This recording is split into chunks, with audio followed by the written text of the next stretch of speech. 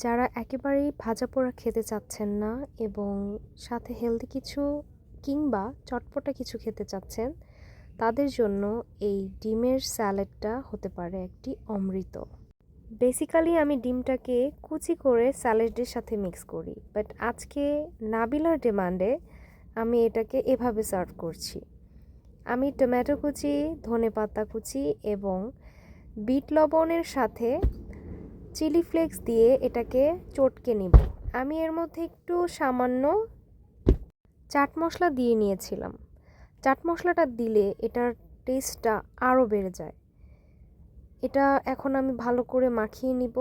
এরপর ডিমের ওপর স্প্রেড করে দিলেই আমার ডিমের স্যালাড একেবারে রেডি।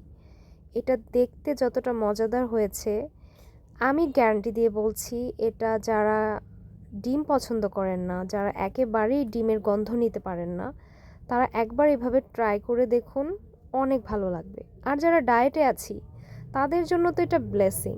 এটা দুর্দান্ত একটা নাস্তা হিসেবে আপনারা খেতে পারেন। সবাই ভালো থাকবেন। আসসালামু আলাইকুম।